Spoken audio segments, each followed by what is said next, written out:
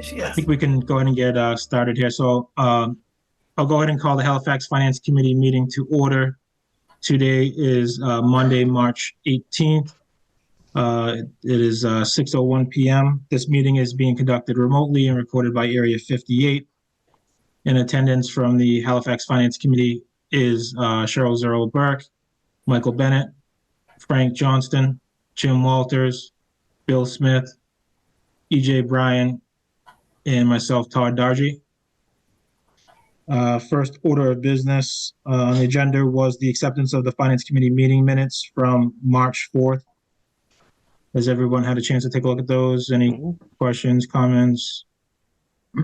I'm good. I looked at them. They look good to me. Yeah, me too. Looks fine. Me too. Yep. Okay. All right. Would somebody then like to make a motion to approve the Halifax Finance Committee meeting minutes from March 4th? So moved. Thank you, Cheryl. Second. Thank you, Michael. Roll call vote. Frank? Yes, minutes from March 4th, 2024. Jim? Yes, approve the minutes for March 4th. Bill? Yes. EJ? Yes. And myself is a yes as well. Motion carries unanimously. Next item on the agenda was originally the review of the school department budget. As I think you've all heard and seen, that's going to be delayed. So it sounds like the new plan is to, present the budget on April 1st on that Monday. So that's going to put us kind of up against the deadline to, review and approve everything and get the warrant out the door. So we do have Lauren Laws on tonight, so just to kind of give some updates on the overall budget and just have some general discussion. So I did ask for just a general timeline that the school committee is following, and so they did pass that along, and I shared that with you all. I don't know if you've had a chance to take a look at that, but I guess Lauren, I'll turn it over to you if you want to give some just general updates, and we can kind of go from there.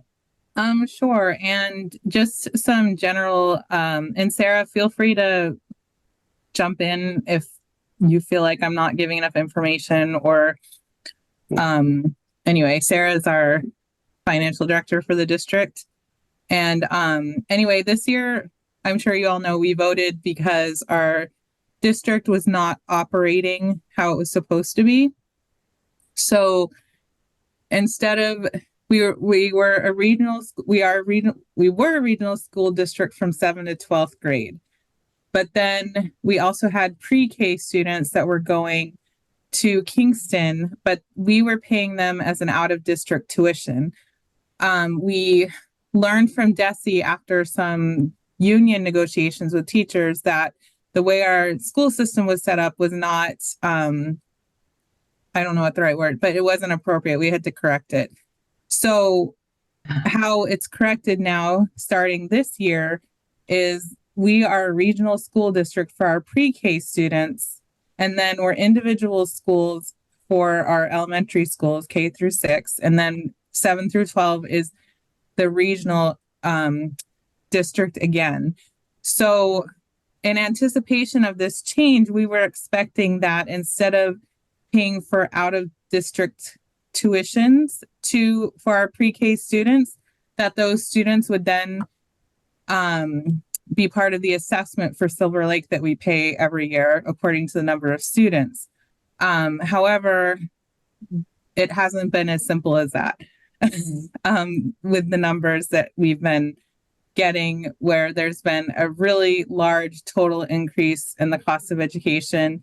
And that's what's been taking so long, because we've been trying to go back and forth to understand where the substantial increases are coming from. Because when we were making this transition, we thought it would be, okay, we're going from paying out of district tuition to increasing our assessment to Silver Lake. So our regular day budget would go down at HES, our regular school.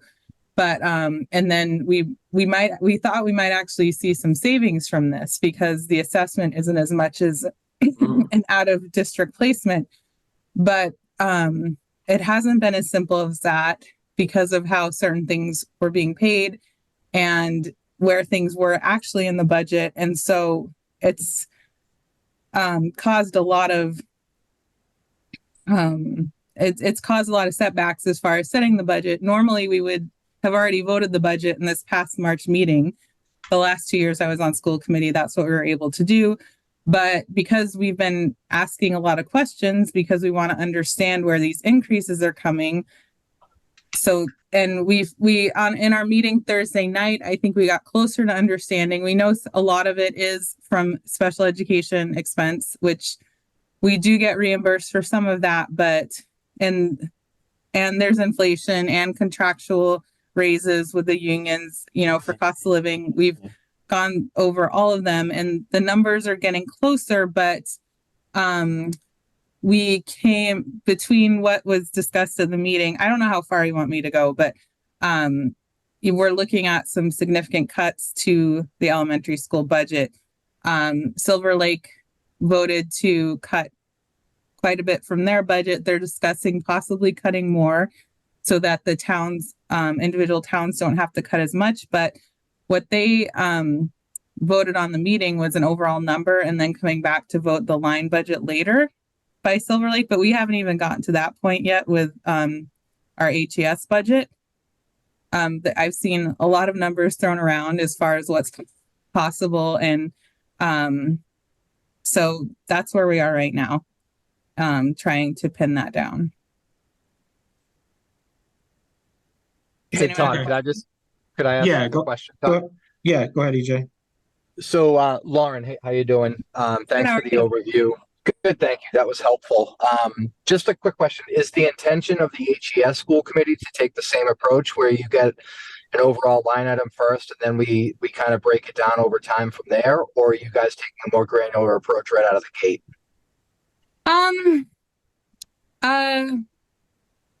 Well, we haven't, I have ideas all around. I mean, we haven't really gotten to a point where we've gotten to even where we could make granular, line by line cuts because we're still figuring out exactly how much we need to cut right now. So, I mean, at the meeting, the number was 780,000 that needs to be cut from the budget. But there's been other proposals, like I said, to cut more from the Silver Lake budget to help the towns, but I don't know where that is. And also, I mean, ideally, it would be less painful if we could bring the cuts down to 500,000 as opposed to, because our enrollment has been decreasing at the elementary school. We could cut down to 3 teachers at each grade in grades 2 through 6. This is just me talking. I haven't even spoken to the superintendent about that yet, but if we are, like I said, our enrollment is down we're down to 541 students as opposed to 600 where we used to be before. We could, in grades 2 through 6 right now, if we had 3 teachers in each grade, our class size would be average about 22 students per class. So, but we want to preserve the integrity of the education of our kids. So it's a really fine balance that we need to approach. So, I mean, I have ideas, but I haven't really talked to the superintendent about them yet. And I'm not sure. I mean, Sarah would probably better be able to speak to. I don't think they've gotten to cuts at a granular level, and I don't think we've totally agreed on a number. At our last school committee meeting, we said, please present a budget to us with a 300,000 in cuts and then also 500,000 in cuts, but then are now finding that doesn't even seem like it's enough. So. Okay. Thanks so much, Lauren. I appreciate it. Mm-hmm. One of the reasons for the increase in the cuts is the version, what budget version are you guys on now? Is it 5, 4? 5. I believe 5, right, Sarah?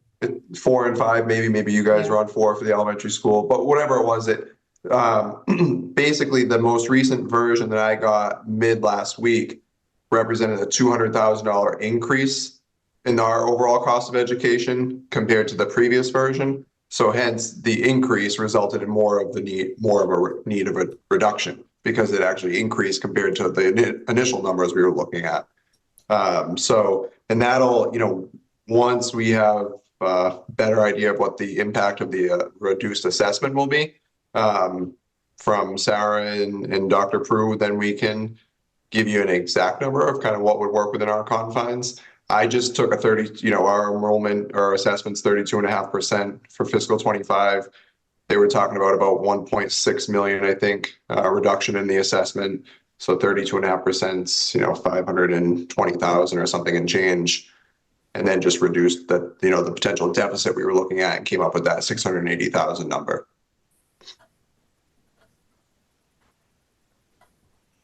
Mm.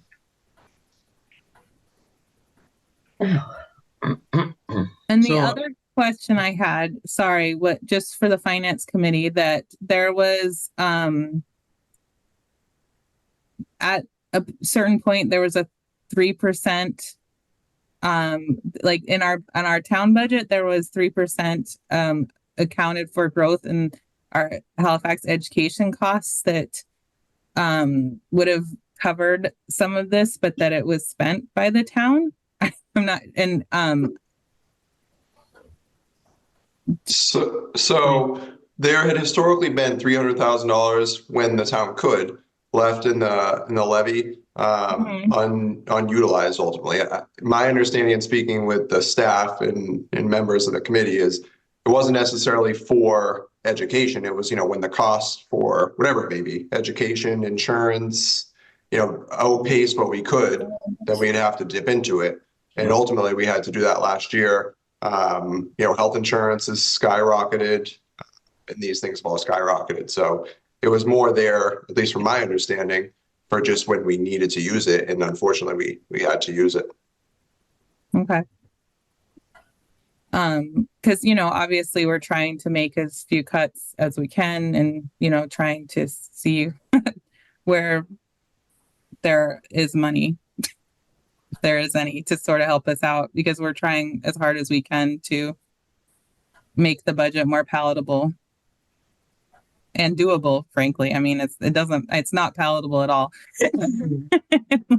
It's just, We've gone through and, you know, on our side, we're very lean. You know, you guys are aware how we operate, but we're very lean.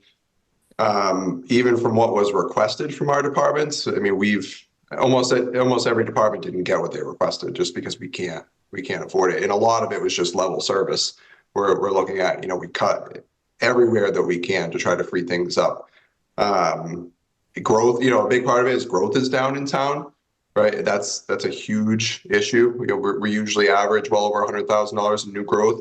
We're looking at about $82,000 this year, and that's just direct dollars, right, coming into the town. So it's an issue with growth, but also, you know, when I look at the trends of the school, you guys average about 3% total cost of education over the past 10 years has averaged a 3% increase, and then a median of 2.9 or 2.91. So we had been budgeting around 3%. Just looking at the average and the trends. And so that's kind of how we've worked. And then obviously your schedule is a little bit more pushed back than ours. So it can also present a challenge there because we have to push forward with the town side of the budget. But the education side, you're such a big portion, right? 50 to 60%, it can present a challenge, but we can't wait, right? If we waited, we wouldn't even have a town budget at this point because you guys don't have your budget yet. right. Which is definitely one of, I think, my concerns. I think the finance committee also is concerned with it. And Lauren, we talked about this, but the April 1st is just, if you guys haven't even started talking where you're going to make cuts, I'm just concerned. April 1st literally is the very last date that we could get a budget from you guys. And I have pushed back trying to get it sooner and asked if we can meet sooner. This is something I can't speak to as well because we're not the only budget that has to be done. So I did ask if we could possibly meet March 26th because I know Plimpton's meeting on March 25th to try to at least get ahead because, if we can't pass the budget, and I don't know if an option is if we can do the total amount, Because that was also suggested that we do the total amount and then work on the line items later, like if we can approve the total amount. I just want to see what our options are because, yeah, obviously I understand the importance of the timelines and honestly want to get it also sorted out and finalized. So, but I did try to ask for an earlier time to see a budget, but I don't know where our admins are on that. And I am working with the other chairs of the other school committees as well to keep in contact with them with where their budgets are. So that, just because I want to make sure we're all on the same page here.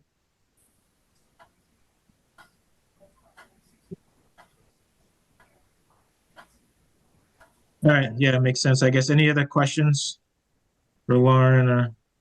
Well, Lauren, you had mentioned that the enrollments are down. What was those numbers that you mentioned earlier in your speaking?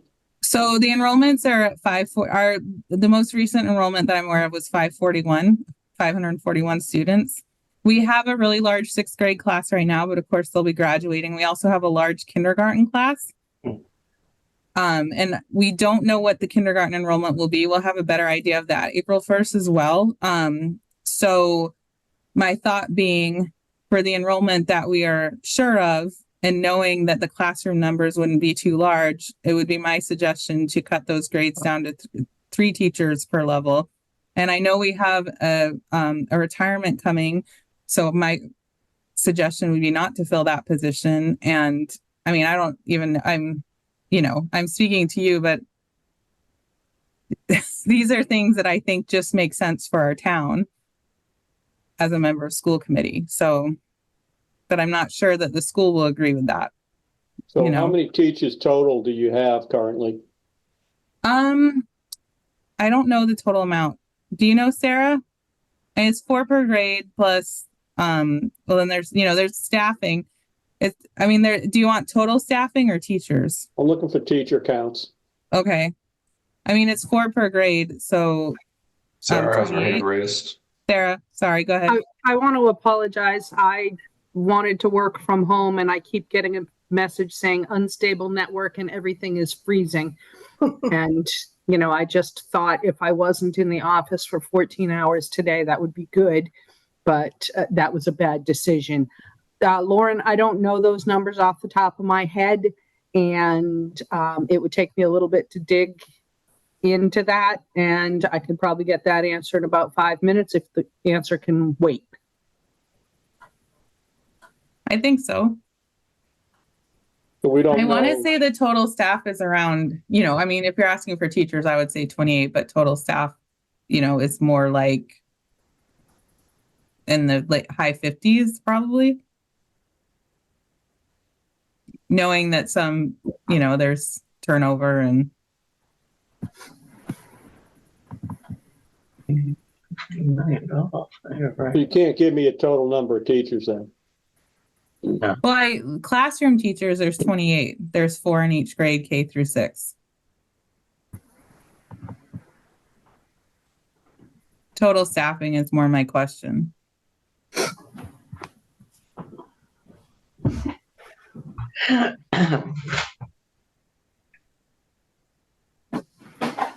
So for this year, do you anticipate being at budget or under budget for your current run? We froze our budget, I believe in November, because we were concerned about, but anyway, the short story is we believe we will come in at budget and that we will not need to ask for additional funding or anything. Okay.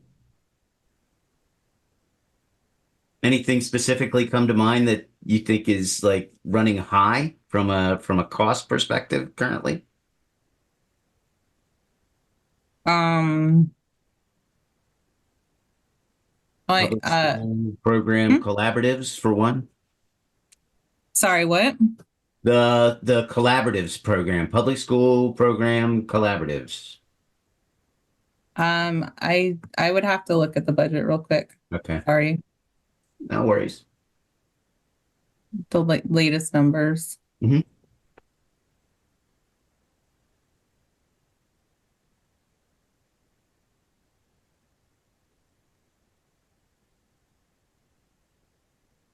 So Lauren, if you guys aren't meeting until April 1st, are you confident that you think you'll actually have a number on April 1st, or are you guys gonna just I guess, what is the plan? Where are you meeting on April 1st to decide, okay, we need to make X amount of dollars in cuts, and then the administration goes back and then looks to see where those cuts can be made? Or what, well, I guess, what do you anticipate for that process? Oh, Sarah has her hand up, but is that related to Cody's question, or do you want me to answer Cody's question, Sarah? I had the answer to the number of teachers. Okay. There are 57 teachers. That includes classroom specialists, special ed teachers. So total number that are covered by the teacher's contract. So staff's actually higher. I guess I had the teacher number as the full staff number. What's the remaining staffing number then? I'm going to have to go back to my spreadsheet. And get the answer. So if you could wait for that. The other chairs and I are pushing to have more information before April 1st, because I'm not comfortable with just giving a number without as much background. I would really actually like to know more of a plan of how we're going to achieve the budget. So I guess worst case scenario though, I guess just back to the question, that if that doesn't happen before the 1st, I guess what's the plan, I guess, to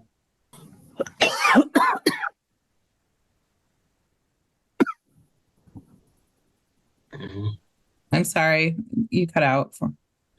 Sorry, no. So my question was just kind of back to Cody's, the spirit of Cody's question, I guess. So in a worst case scenario, if the numbers don't come across, aren't presented until the 1st, I guess what's the game plan, I guess, to finalize the budgets, I guess. We want to just make sure that we have everything, I guess, to be able to make the to vote and you know, get the warrant together by the end of that week. So we want to just understand what that's going to look like. Well, I was going to say, I mean, if we don't, then there's repercussions for our schools that, you know, if we don't have our budget set, then, I mean, we really don't have a choice but to meet that deadline, or we're going to start getting into scenarios that we don't want to get into with the state and, you know, them looking at our budget and, you know, possibly, you know, Jason Frazier spoke about the consequences of if we don't have a budget and what happens to the state. I don't remember all of the exact steps, but, you know, it's not something that we want to do. So I would say we're highly motivated, and you know, I'm trying to get that information. But Sarah, did you want to add to that? To add to the information that Jason shared with us, there's a timeline for the regional school district that will, if certain benchmarks aren't met, the end result is state takeover. I don't know the timeline, but the beginning of the bad part of the timeline is if for the regional school district we don't have a budget by July 1st, then we have to function on what's called a 1/12 budget, which is we would just every month get 1/12 of what our previous year's budget was to operate on. And then back to the question about staffing, there are, and I apologize, there are 56 teachers and there are 28 non-teaching staff at Halifax Elementary School. 56, 28. You did you have a question or comment? Yeah, it was, so Lauren, at the meeting on Thursday last week, at the Silver Lake level, one of the things that was talked about was the amount of scrubbing that administration had done on things like office supplies and stuff like that. Do you know if those exercises have started at the HES level, or are you still, I'm just wondering if you guys have a true lens into what you're actually chasing right now, or is that something that is going to come up when you start to really dive into line level? I think Sarah, do you want to respond to that? Yes, the principals and the administration started working on Friday, and we have meetings set up. I believe the first meeting is Wednesday afternoon. Again, keep in mind that the administration needs to meet with 4 distinct districts, the 3 elementary schools in Silver Lake, in order to review all of the proposed cuts. Okay. Thanks, Sarah.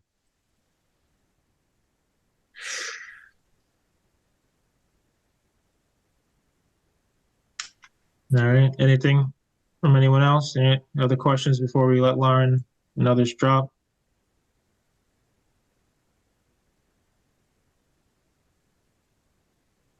And feel free to reach out with any questions or updates. This is my first year as chair. And so I am working as hard as I can to learn as much as I can.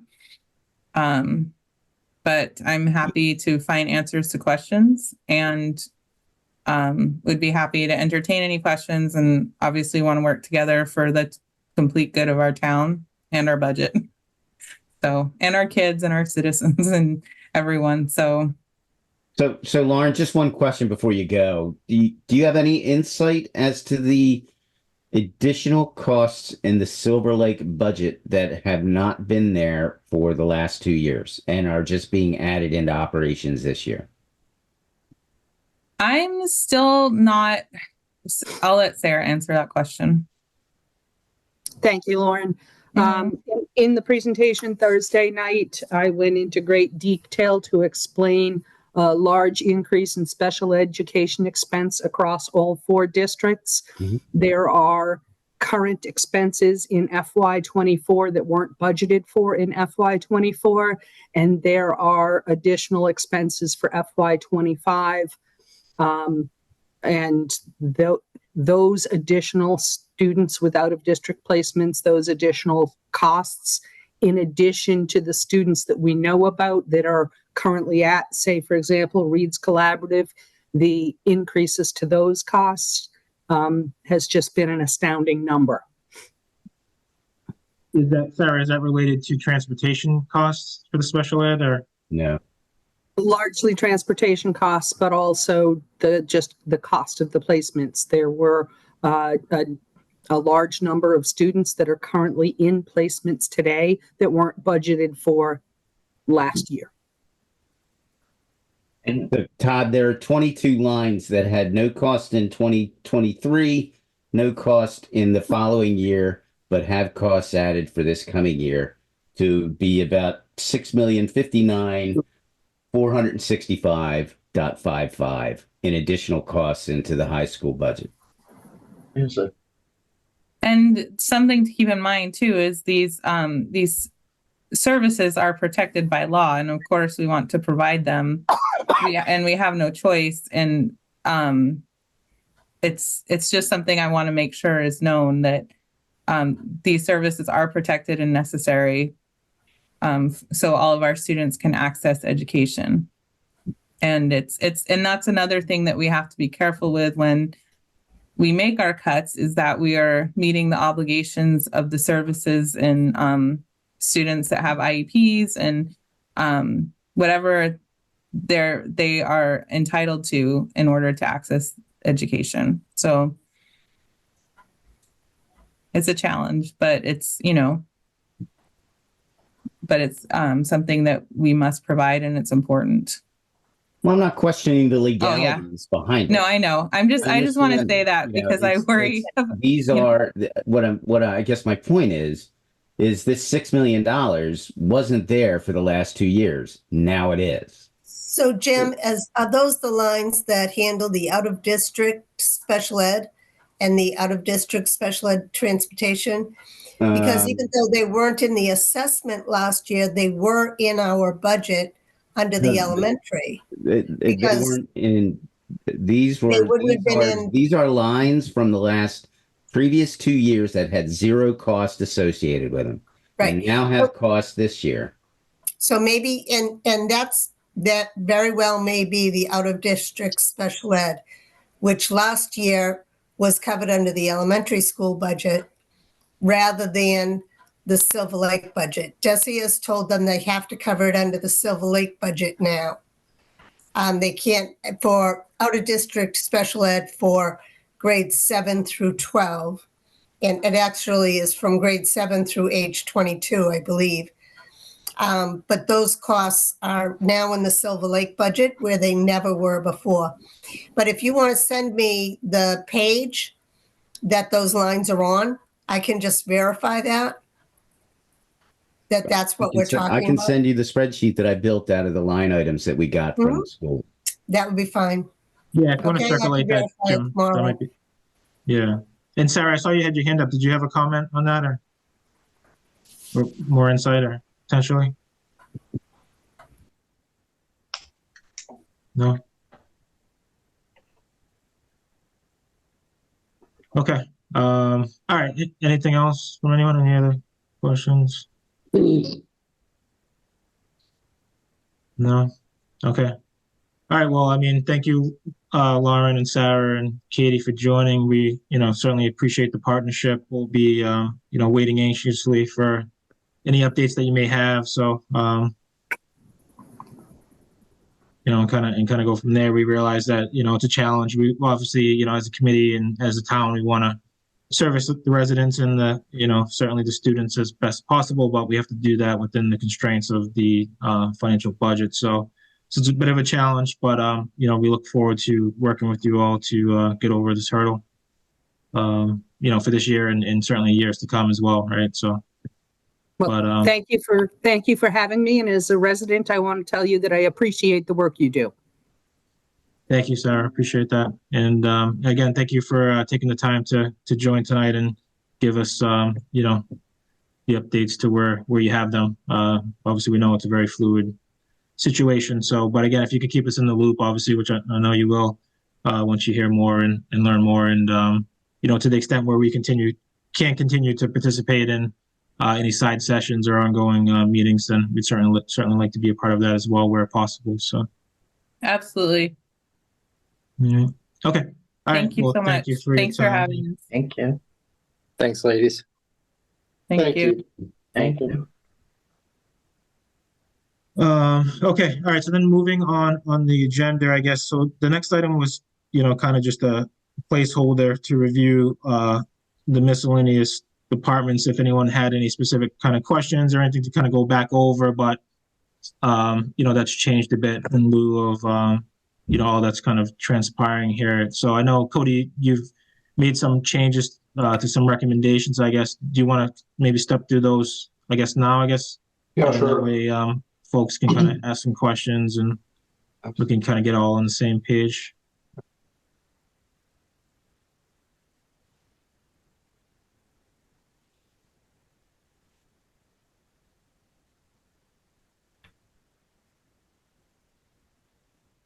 So, in light of obviously the budget concerns that we're having with the schools, I really have just been trying to, hone in on these figures, everything we have, see if there's any excess that we can cut out, right? Because anything that we can cut out is going to help. We can add, put that over to the schools. You guys know, we're very lean. If you look at, what we're looking at, there's not much to cut. Right, our expense side of things are very limited to begin with. So you'll see, I sent out kind of just a synopsis today. But I cut a couple $100 out of our selectmen expense budget.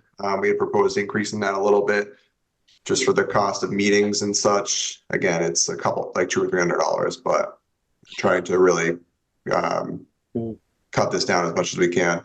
The next one that I'm recommending the cut in would be the accountant salary. I was proposing a step 3 because we just don't know what we're going to hire. But I think based off of what the applicant pool is right now, we're not seeing tons of experienced candidates. So it's more likely that we'll bring someone in at step 1 or 2.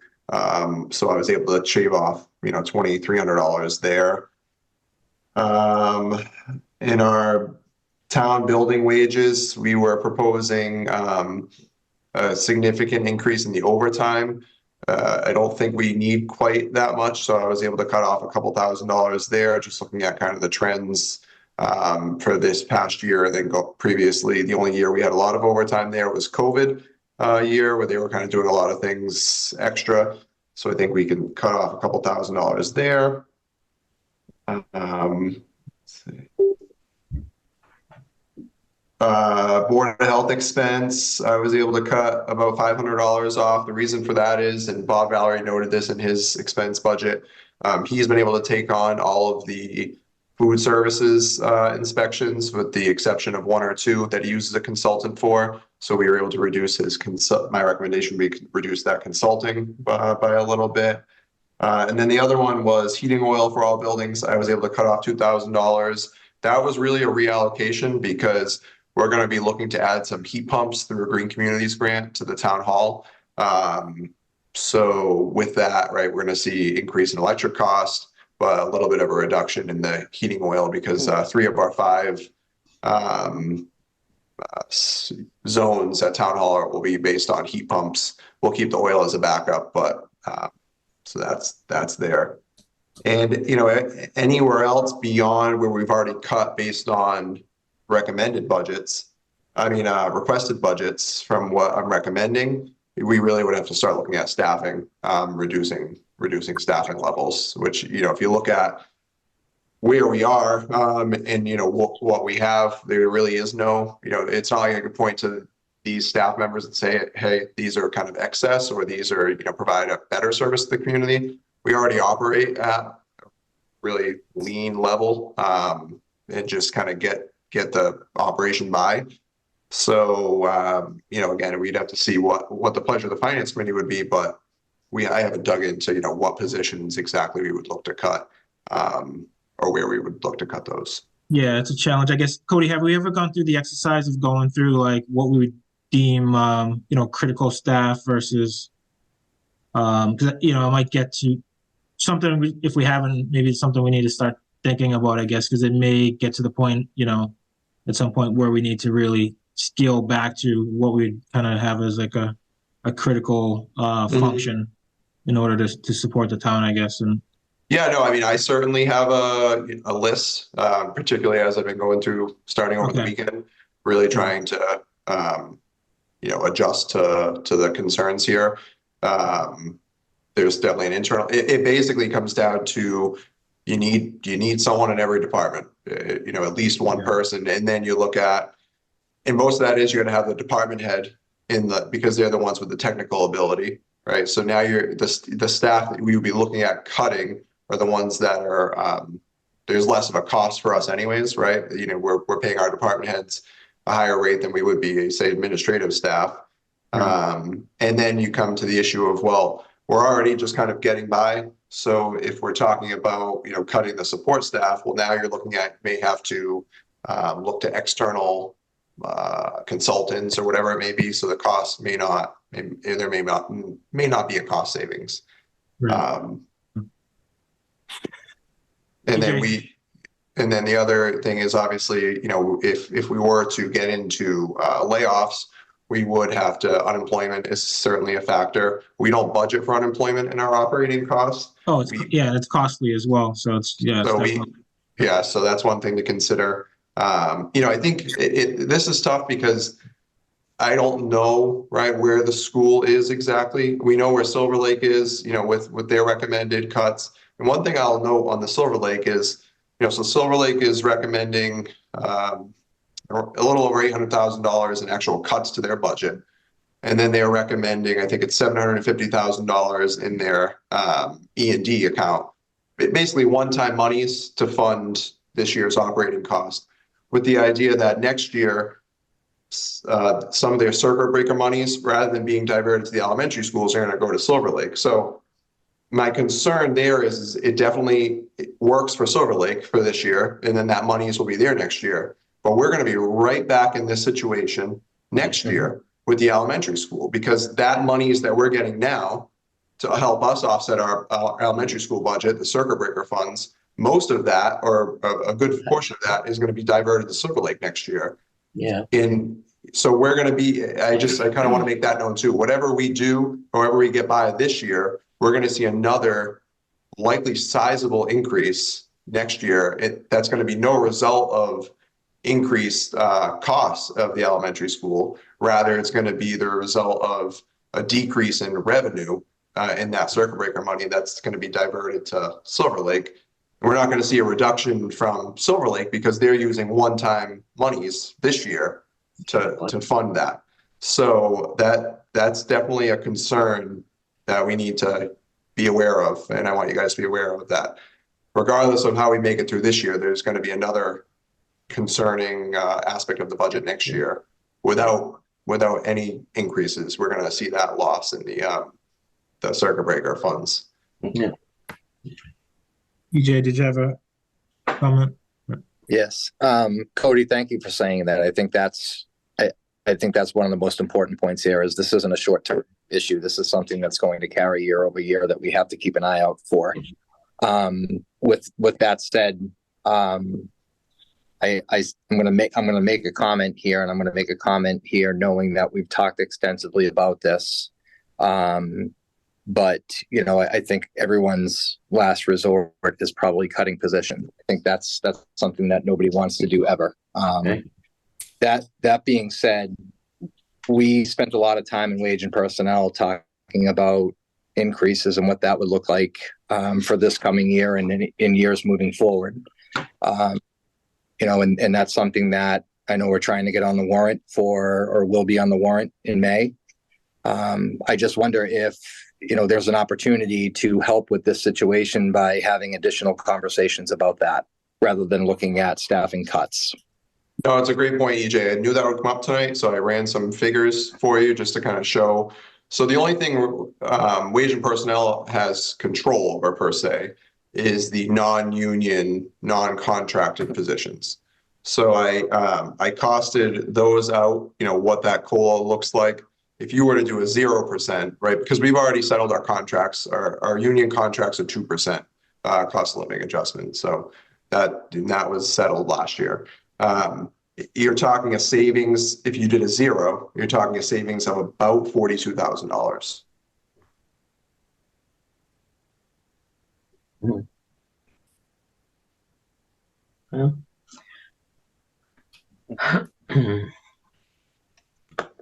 Yeah, that's the challenge. It's non-material, right? So it's, And then you run into, obviously, again, you never want to have to eliminate staff. The concern with, avoiding cost of living adjustments and increases is similar to, I think, what the town experienced going back about a year and a half, 2 years. A lot of the staff left, as other issues going on too, but just, a consistent feeling of being underpaid. Prior to last year with the kind of the reclass, the cost of living adjustments were 0, 1, and 1.6. So it had been a consistent concern. Now, I think in a normal climate where, COLAs were maybe more reflective of the market, and then we had to do a 1 year, hey, we can't do something this year, or we have to do a 1% this year because we're going through a really, challenging financial climate. That, I think, is something that the staff can, get behind more, right? Because it's a one-time thing. I think the problem is that it had been more of the norm, at least in recent history, in town. So then it just becomes a real challenge to recruit and retain staff. So Cody, I apologize if you said this, I missed it, but does that $42,000, does that include the step increases that we talked about? That does not. So that's just the cost of living adjustment. So what would the step increase policy do? Find that out, because I want to venture to say that would probably be more significant. Is that correct? It probably would be, because a step is 2.8% on the scale. So where the cost of living adjustment is 2%. I haven't calculated that because it's not as simple as a calculation. It's not just taking 2% of the already calculated payroll. We would have to go back through and calculate not giving everyone steps, and each step is a different date calendar year. Can certainly get you that figure. Probably something we should take a look at, Cody, just to have the numbers so we can assess it as part of, because right now it's just really a wild card, right? We don't really know how this is all going to shake out. So I will say the other, thing to consider if we were to, start doing that is, our town hall administrative staff, none of them are unionized. It's certainly something they could do. In particular, where we had all of our other contracts, right, have the steps they're going to get and have a cost of living adjustment. So we have 5 unions that have that on the town side. And then the school elementary school has 3 groups, I believe, that they recognize that are looking at, they all have steps. And then they also, I think they're actually a higher COLA for this year, or for this coming fiscal year, for fiscal 25. They might be 2.5 or 2.75. So it can be difficult to now then say this non-union group is going to be the only one to not, do those things. Again, Right. totally, something, not saying it's not worth considering, but I just want to give you the big picture of these are also the oh yeah, no, it's definitely a fair point, but the alternative could be that we have to lay these positions off, right? So in order to keep them by, maybe reducing some of the increases, maybe the way to go. So while I do appreciate the comment, I guess, I do think it's something we should just, keep in our back pocket, I guess, to assess, to see what that impact will be.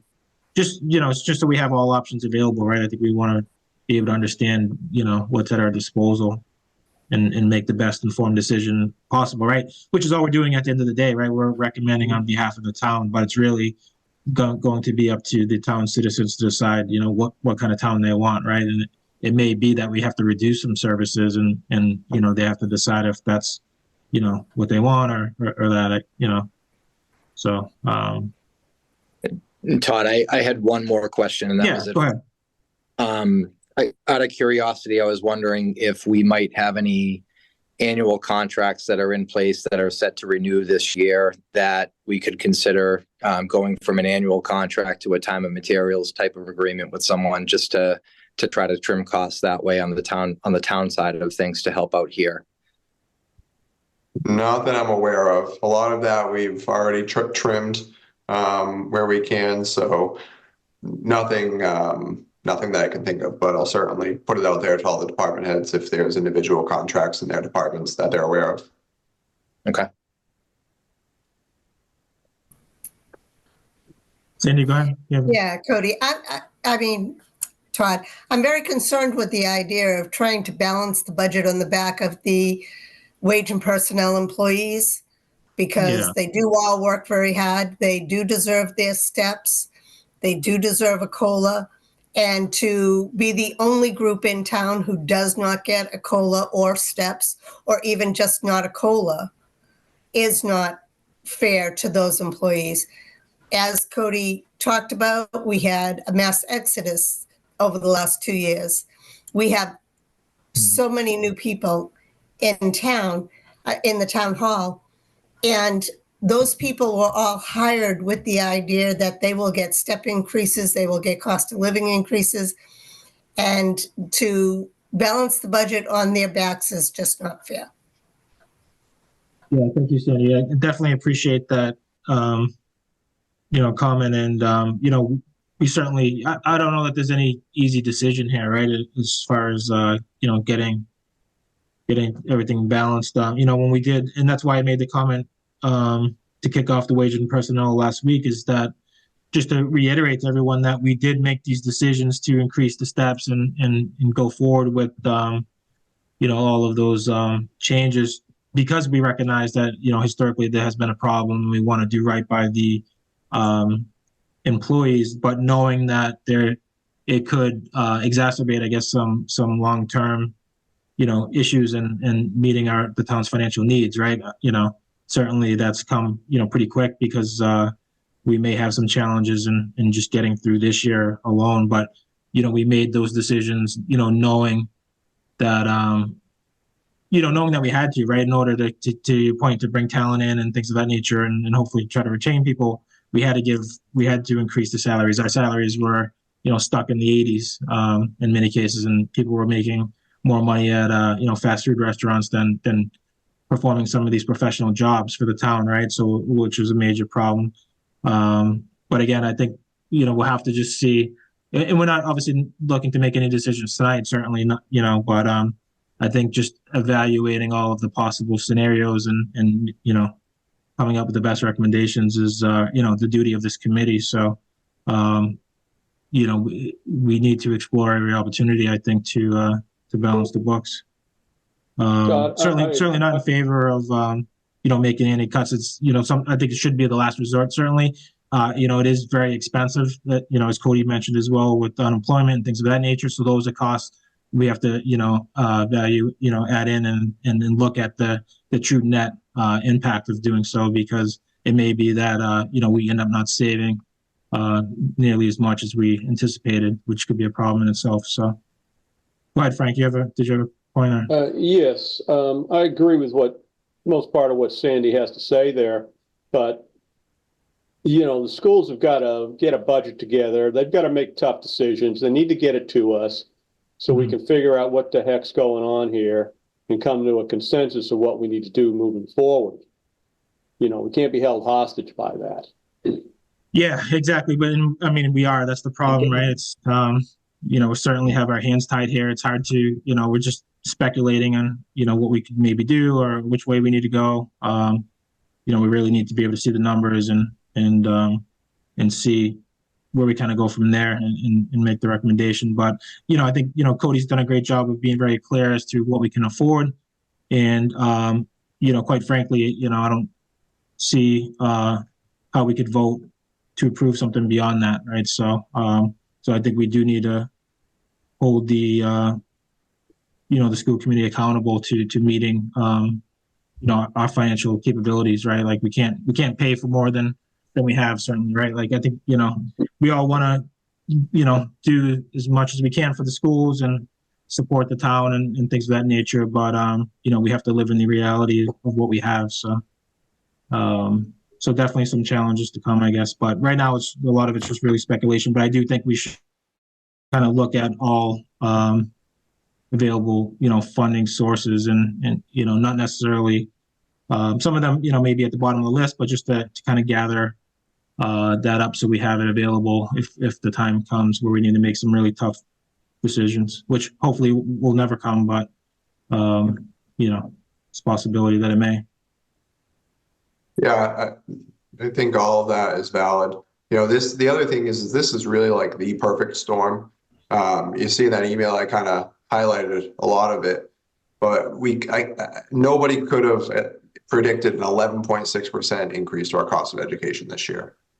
I look at trends, look at enrollment trends, and we certainly can predict some variability from the average 3%, but we couldn't have predicted 11.6. That's just it's not something we could have done. The other issues, right? Part of this perfect storm is growth. Growth is down significantly. So you see, I send you the past 5 years of growth, and we're looking at about 84,000 this year.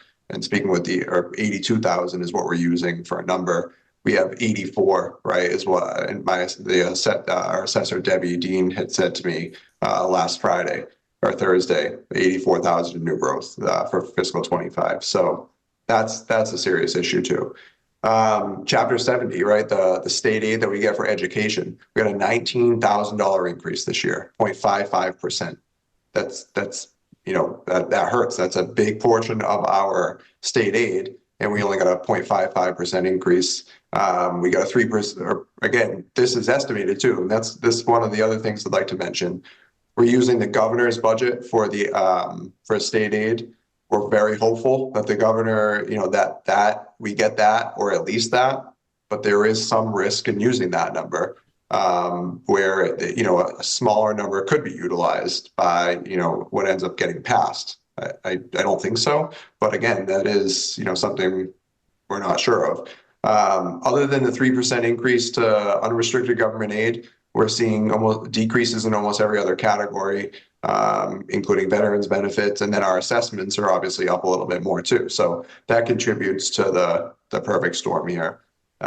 Local receipts, we're certainly predicting an increase there. And if you look at the budget sheet, that's what's kind of helping us get along where we can even get to where we are. But it's not at the rate, it was as it was before. And I'm sure you guys see this in kind of your own worlds in the economy. The economy is kind of slowing down a little bit. We had that post-COVID boom with all the stimulus and obviously the inflation, but things are starting to settle down a little bit, and we're seeing that too in our local receipts. So all of this, right, combined together, and then throw on top of it, the proposed 11.6% cost of education.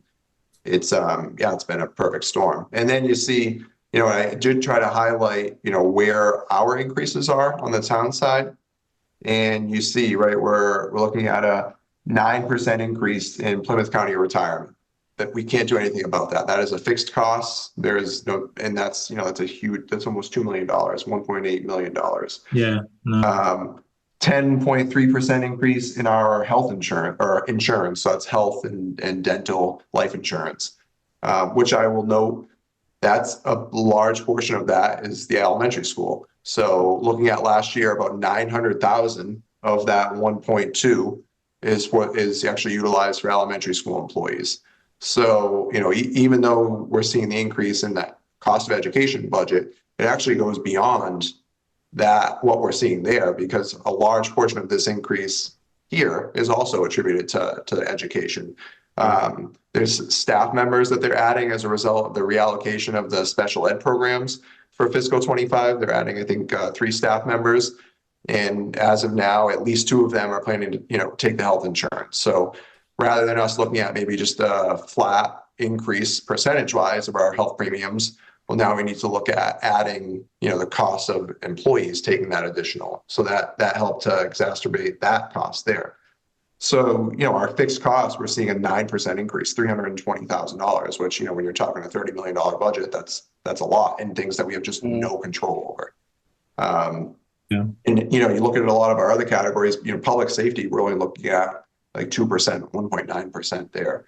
So, we're trying to do everything we can to be as lean as possible everywhere that we can be. Yeah. Michael, did you have something, or? No. Sorry, your hand. No. Okay. We are hopeful growth will pick up a little bit for next year. I think obviously we know, in particular with the schools, fiscal 26 is going to be another challenging year. I had been predicting that fiscal 26 was going to be a challenge. I was not predicting fiscal 25 would be, particularly this much of a challenge. I think fiscal 26 will be a challenge again, and I'm hopeful fiscal 27 we start to level out. We'll have some, growth in town with the the 55 plus condominiums. Right, that's predicted to bring in somewhere in the $400,000 to $500,000 in new growth. There'll certainly be some costs attributed to that, but that's helpful.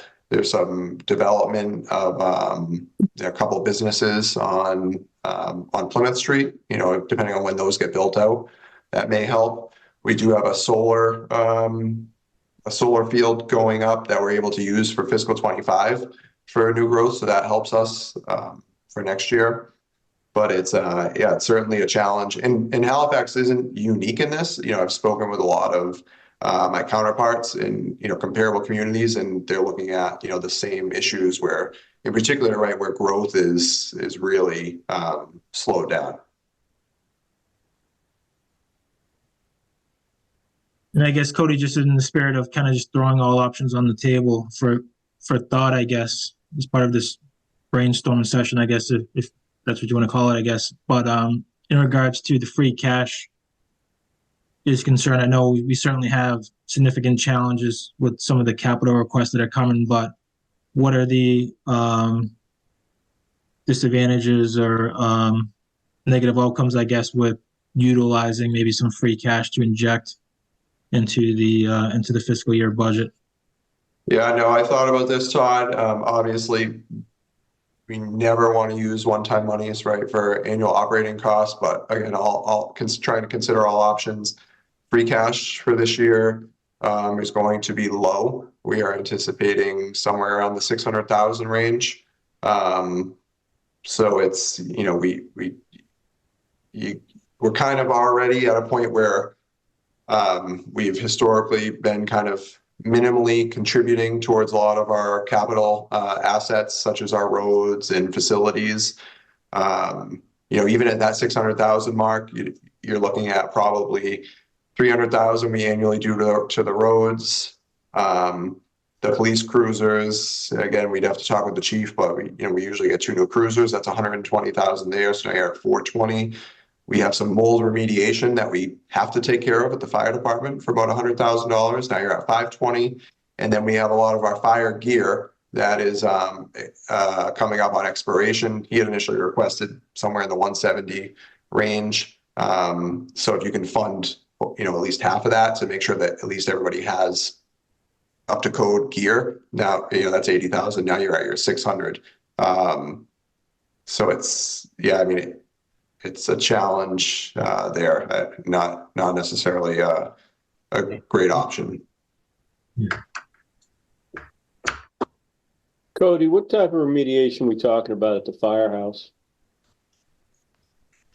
I don't know the intricate details, Frank. I know they have mold that needs to be removed, and it's going to result in having to open walls and then redo the walls. I think a lot of it's in a bathroom, and then obviously ripping apart a bathroom is expensive, and then also replacing the bathroom, whatever they do to remediate it, is expensive as well.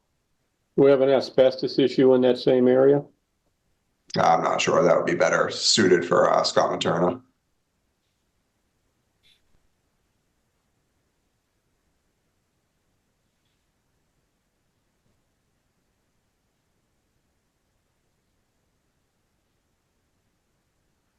Okay, yeah, and I guess just to add too, for everyone's awareness, which we'll go through the capital request shortly, but not tonight, but in an upcoming meeting. There are some significant concerns longer term as well, right? With some of the larger ticket expenses that will be coming up, that will certainly be more than we'll ever have in a 1 year free cash basis, right? So it's something that really needs to be saved for, and just with Cody's rundown, as you can see, there really isn't any availability to do that this year, and there hasn't been in the past either. So in past years, so something that we need to keep it in the back of our minds as well, and come up with some potential solution there, or run into additional challenges down the road. But so, I mean, as you can see, we definitely have some very significant challenges, not only for this year, but also upcoming as well. So, I do think it's important to note that this isn't the result of us giving raises to people, because I've kind of heard a lot of that, not necessarily from you guys, but just kind of out and about.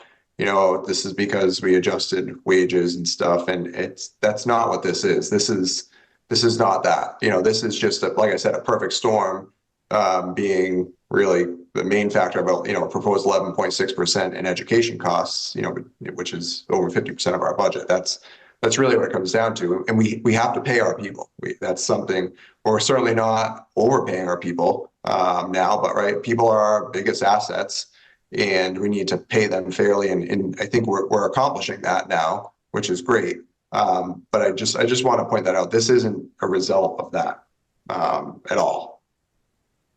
yeah, no, it's a great point, Cody, and definitely appreciate the clarification for folks that may not be aware of the fine details. It's simply the cost of doing business, right? And so again, the town will need to decide what kind of town operations they want, and if you do want those services, then this is the cost of them, right? We certainly were losing people at a rapid pace. So because of the salary has been, was outpaced. Whereas, back in the 80s, right, the scales hadn't been touched. So, so I think we're definitely compensating folks to where they should be at, and we do have some challenges as well with Sandy leaving, right? So it's a very significant position as well that we're looking to replace. So. What's, Yeah, go ahead, Frank. I want to talk about the SRO over at the middle school here a little bit. Why are they requesting a full-time SRO over there? Sandy may be able to give more, or if anyone on the school committee may be able to give more details on this. Basically, Kingston funds, so because the schools are in Kingston, they're Kingston officers. Kingston basically funds a full-time high school SRO. And then past practice has been to have someone over at the middle school. Halifax pays, 2/3, Plimpton pays 1/3.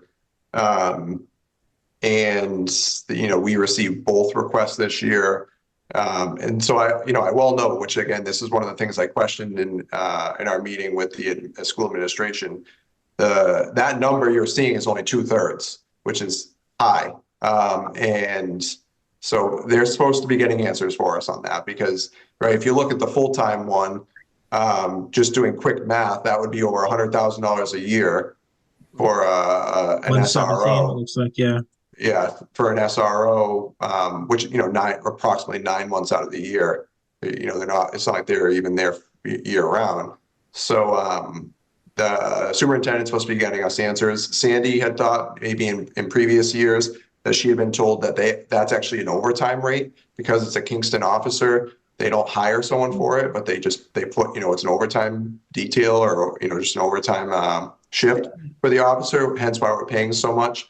So again, everyone's supportive of school resource officers and doing everything we can. But and I sent it to you, but I can't see how we can increase that this year because that directly comes out of what we raise and appropriate. So you're taking from one pot and pulling to the other. So if we increase that to full time, that's just more basically of a deficit we have to make up somewhere else.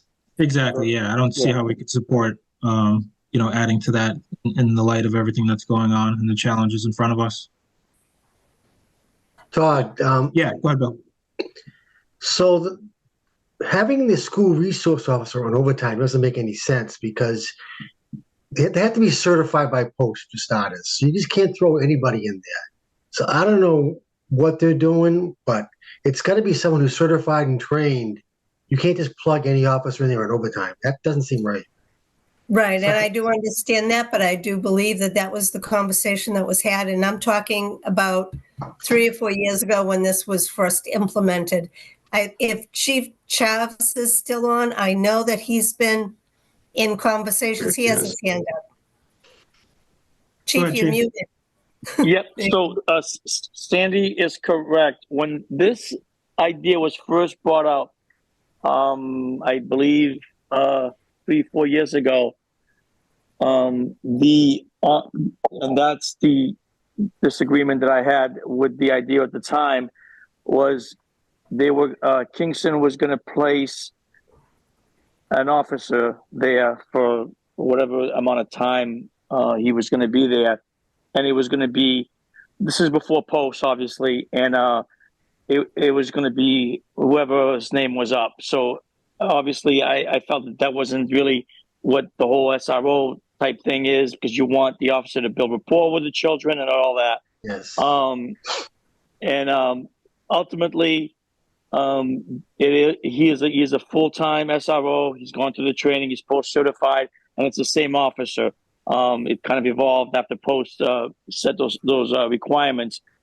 But my biggest beef with it was that we were literally funding, I thought, a Kingston officer salary, when school was not in service. Basically, we're putting money into that Kingston's budget, and then they were just taking that money and whatever, having them doing traffic, whatever they wanted to do, because they had that extra officer. So we went back and forth. I spoke at the school committee, and I wrote a letter and all that stuff, that I don't think it was a good idea.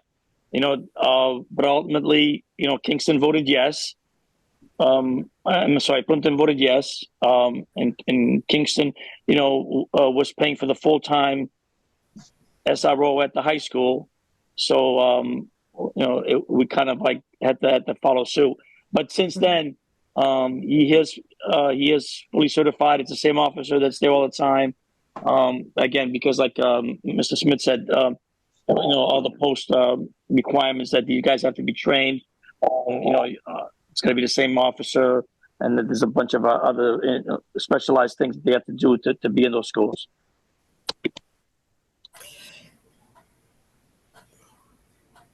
But it is the rate of pay that we're paying, the amount is very high. And the first year, Halifax didn't vote to fund it. Plimpton just funded a certain amount, so we only got less than a part-timer, I guess. The last 2 years, Halifax has voted to support it. But I don't know how we would be able to, and they didn't really give us a reason for needing the full-time as opposed to the part-time, did they, Cody? I don't remember any reasoning that came along with it. No, not that I recall, just that they would like to have it. So the part-time's 20 hours a week is what the superintendent had told us. And then the full-time would be 40 or whatever school's in session. Yeah, the first year that Plimpton funded it and we didn't, he was basically, I believe, at the school, I think, like 10, 12 hours a week. And then when we put in our third or 2/3, whatever it was, then he became I think the last couple of years he's been a full-time. And as far as the, I don't know what the amount is that they're requesting, but I know Kingston just signed a new contract, so that might have been the increase you see on their rates. I feel that 117 is very high. I believe the officers, even if he's 3 or 4 years on the job, that's a for base pay. That's kind of that's rather high. But I don't know what the Kingston's contract looks like. But I know they did just recently sign a new contract, and they did get a new increases. Mhm.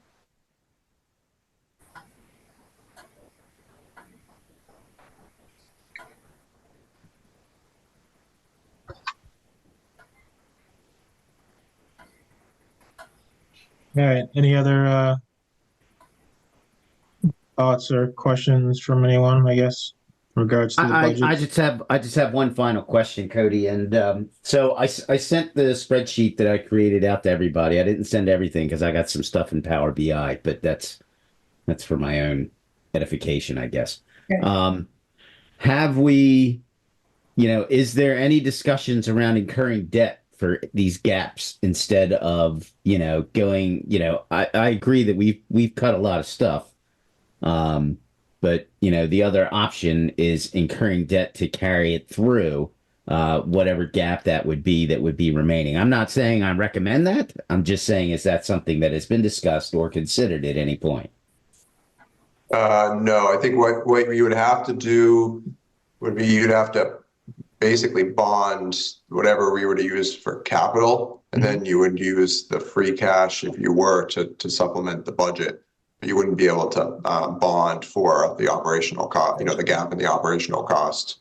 You would have to use, like I said, I think the only way I could see it working is if you bonded for whatever items you were going to use the free cash for, and then use the free cash to help with that. I see what you're saying. So you just swap where they go. Right. Okay. That's all I had. Yeah, again, not something I'd recommend. We have a stabilization fund. We want to make that, larger. We don't want to reduce that, but that is there, the stabilization fund. But I think we're at 1.2 million right now. We want to try to increase that, not decrease it. But yeah, we just got that squared up a little bit this last year or so. a couple of Yeah, it's been a- years. Yeah, it's been a focus area. It's something that we wanted to, like, Right. ideally, we wanted to take a haircut each year off of the free cash. I just, and add to it, like, 100,000 each year, is the goal. But, and we, have set that over the past couple of years, but, this year is certainly going to have some challenges in maintaining that. So, the higher we get the free cash, then, it can affect our bond rating and things of that nature. Taking on more debt just kind of kicks the can down the road a bit and may lead to more, may exacerbate the whole problem we're faced here financially because, there are going to be some ongoing challenges upcoming as well. So, Correct. Yeah, we need to maintain that as much as possible. yeah. We do, we've already kind of, we've looked everywhere, tried to look everywhere. You can see, I mentioned the overlay.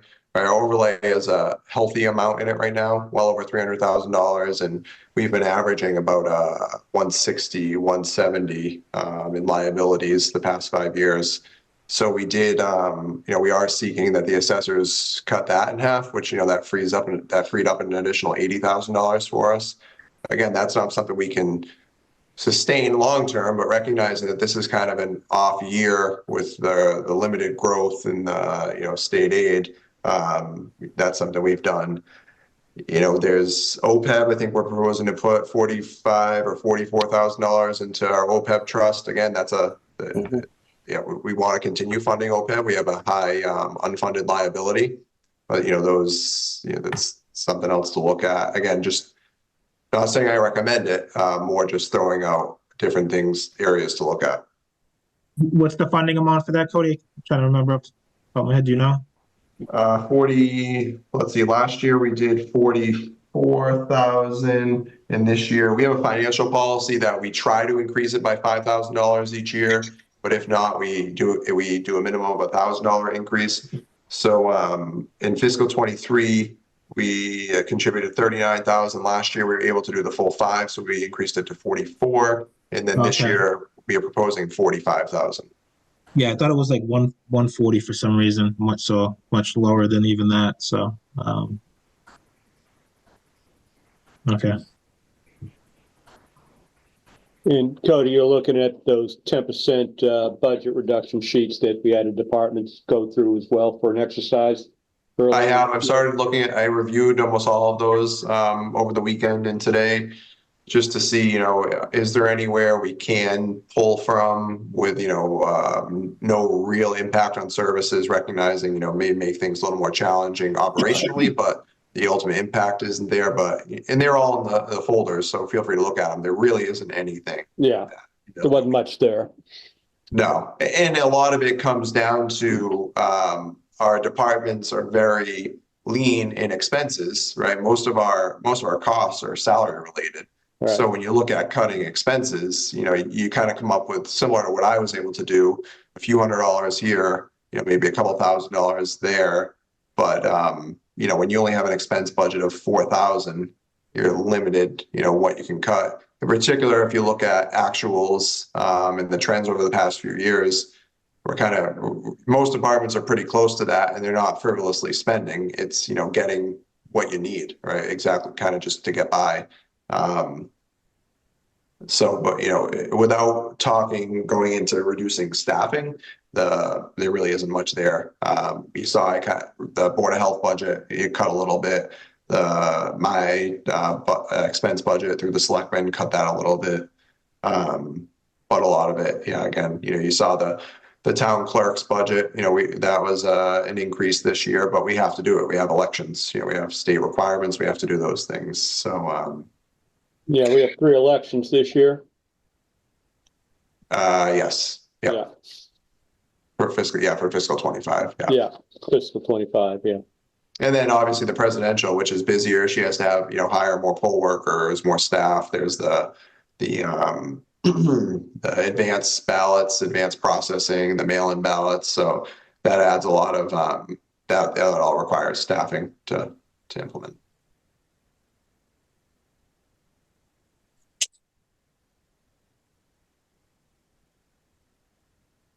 All right. Any other thoughts or comments from anyone? before we move off of this? So just a thought, Todd. I know Yeah, Cody looked at numbers across the various departments already and come up with your feedback and thoughts on what can be done. We obviously have some time between now and when we're going to see anything from the school committee about what we're actually chasing. Just a question for the finance committee as a whole. I mean, do we want to sit down with departments again, even though we've already done it once, to scrub their numbers and really try to dissect that and see if there's a way that we can help with that process? Well, I mean, it's a great question, but I think we've already prepared for that. So when they submitted the budgets, we had them submit with a 10% decrease in there. So we have those all saved down in the folder. So that will really be where we have to draw from, is those 10% reduction budgets. So I mean, we can certainly take a look through some of them tonight if folks want to look at a specific one. Or we can, take them away and look through them. But that's really where we're going to have to try to draw from. Outside of that, it would really be, staffing reductions, I think. Yeah, because it's just more of a thought, Todd, to proactively the question, because, if school committee comes back and we do have to find something somewhere, and it's, we all agree that we don't want to go personnel if we don't have to. Right. It's definitely. It's a great thought, but it's kind of, we've kind of already addressed that just by asking for, Cody asked for that up front to submit two budgets, the proposed, and then, worst case scenario, if you had to take a 10% cut. I guess, Cody, have we looked at what's the total dollar impact of that 10% cut across all budgets? Do we have that in aggregate, I guess? I don't have it on the top of my head, but that's fair. The only caveat to that is a lot of departments in their 10% cuts were staffing related. That's right. So then it's hard to give you an actual, because now there's unemployment costs that that we have to factor in. So I can certainly go through and give you a dollar amount of non-staffing, of everything that was proposed, or I should say non-reduction in staffing. So, one of the examples the police chief gave was reduces the overtime budget. So again, we wouldn't have to necessarily reduce personnel, but the implication of that is if there's a midnight shift or an overnight shift, and he maybe isn't able to force someone to do it because of the overtime, well, now you may only have one officer on that shift. So it's not a cost of having to pay unemployment or actually reducing the staff, but there's other implications like that. But I can certainly go through and add those up. I think that'll be great to have. Yeah, just so we can kind of know what we're working with in a worst case scenario. And then knowing that anything beyond that would, be the staffing. And I think the staffing is a whole another sort of can of worms that we have to try to avoid at all costs. But then if we do go down that route, we need to work to figure out what the net impact would be right before we even make that decision, because cutting somebody may not actually save much money at all. Right. So, I guess, Cody, so that number so the reductions outside of any staffing impacts, if we could get like that dollar amount, I guess, as an aggregate number, just so we know like what's available.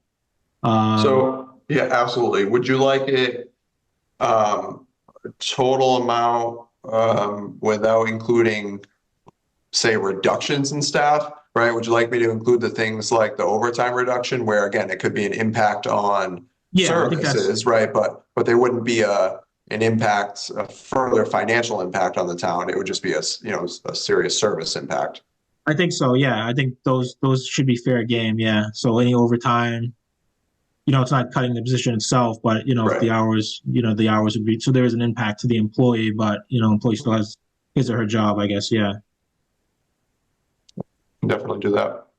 Okay. And then the other one was the impact, the dollar impact for the if we were no step increases. Step. Yeah, exactly. Yeah. So those two I think would be good just to to have at our disposal as we go through these discussions. Does everybody agree with that, I guess? Any other thoughts from folks on the committee? I think that not just the schools, but all the departments need to take a hard look at if they're running close to or over budget on things from a run rate perspective. They need to get those under control, because if we're going to overspend what we plan to spend in for this fiscal year, it's not going to help us at all next year or rolling into next year. So, that's and the austerity measures should start happening today instead of waiting until July. Yeah, agreed. That's true.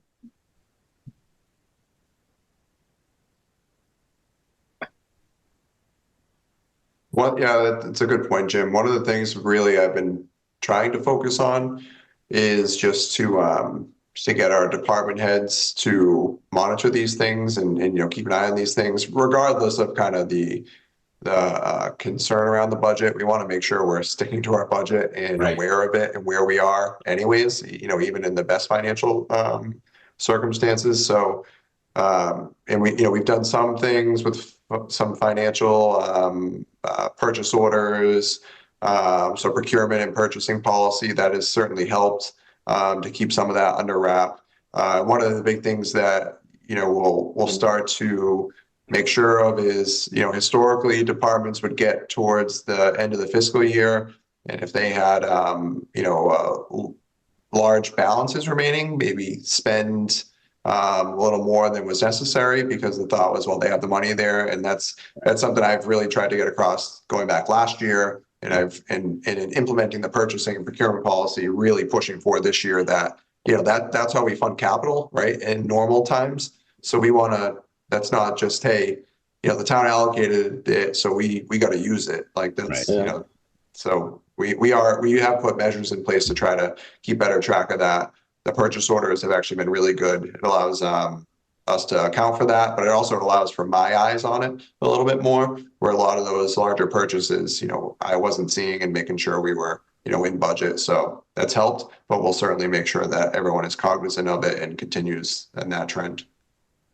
Right. No, that's a good policy to have in place. Last year we saw a few things come in there at the last minute there that because funds were available for this reason or that reason from the budget, and I surely don't want to see that again this year. Yeah. Completely agree. And I guess this is more of a longer term item, I guess, Cody, but have we thought about looking at like the efficiency, I guess, of all the operations within the department? Is there a grant for that, I guess, from a consultant that does that in the public space, or? It's yes. So the first part of your question, yes. It's a very big, I think even coming in, one of my priorities is really to evaluate operations and identify efficiencies. And I think we've done that to an extent, and there's certainly areas for improvement, even just some of the things that I've identified. A lot of it really does come down to staffing, where, I can present various ideas where paired with, technology, we can make some changes. But a lot of it has to align right when the staffing, maybe leaves, that we're not, laying people off or, having to get rid of people, because a lot of it is similar to what we kind of did with the zoning and planning. Is, you had two separate positions. We kind of combined those, made it one position, and the efficiencies there. And so we have some ideas for other positions. It's just a matter of, right now there's somebody in them. And we would, look to make that change when the position was voluntarily vacated. And I think, getting a lot of the things that we're working on online will really help us to then come in and make a fair assessment. It's hard right now because we're in such I'd consider a transition phase with things like our new financial software. There's tons of things that I can think of, just not that not that it's super innovative per se, but just things that I experienced in my previous community that are just done differently, but the tools were there, right, with the system and financial system. So step one of that was getting a new financial system, which we're working on. That, you know, we're working on getting that in place. And then I envisioned being able to implement a lot of those efficiencies. And then once we've had time to implement those efficiencies, then we can look at, hey, do we need this level of staffing anymore? Or do we need this, redundancy? Because there is a lot of redundancy right now in our operations, but there needs to be, because we just don't have the system in place or systems in place. So that's one of them. Online licensing and permitting is another big one. Right now, it's physical paper, that people are going around. A lot of the administrative staff and are doing, and then if there's a sign off for individual departments, it's literally a piece of paper that gets handed right to multiple departments to review it and sign off on it. So that's in the process of being implemented, and I do think that'll create efficiencies. And so once those are kind of the two big ones, once those two are implemented, then I think we could get a better assessment completed. I just don't know if conducting an assessment at this point, I can kind of tell you what it's going to come out with is we're doing X and Y inefficient, and this would help to make it more efficient, which we're in the process of doing. Yeah. Okay. So is the financial management system, Cody, that you're moving forward with, does that capture the procurement process as well? Or It no? does. Our current system captures it to an extent. We have paper purchase orders, or a PDF purchase order is how we're doing it now. And then when I sign off on them, I'll CC a copy to the accounting department, and then they will go in and add it to our accounting system, financial system. But with the new system, the goal is for something like that, the department head or the administrative staff would actually enter it in, and then there will be a workflow where it'll come to me as the procurement officer for sign off. And then ultimately, once I hit a sign off, it'll automatically get applied to the account and through accounting, rather than kind of the manual entry of it. Yep. So that's a big part of it. Invoices is another thing. Right now, departments, they have an invoice, they fill out a bill schedule. It gets the original invoice, and the bill schedule goes to accounting, where it gets reviewed and input. Where the new system, the idea is that the departments will individually upload a copy actually to the software. There'll be a workflow where the administrative staff may be the one to actually put it in. They'll put in the account number in there and everything. Then it'll go to the department head for all through the financial system for the sign off. They'll sign it off, and then it'll hopefully virtually go over to accounting, where they'll have everything in there and they can do their end of it. But yeah, so those are kind of the two big things. But then also there's other opportunities for just budgeting. Budgeting is another one. Rather than having everyone fill out the Excel sheets and paper that some departments still do, department heads will have access to go in and actually input, their FY26 requests, and then there'll be a workflow through that we can go in. And then at the end of the day, once that's done, we'll be able to go in and hit just approve, and then that'll all be applied right to the next fiscal year's budget, rather than Sandy now has to go in and input all the budgets in there. So just a lot of small things like that, but you add all those small things together, it creates a lot of efficiency. Yeah, those are great tools right there, especially dealing with budgets and dealing with supplier vendor invoicing and going through to each department. You've got that trail of it. Who's got it? Why isn't it being signed off on? It's not sitting on somebody's desk.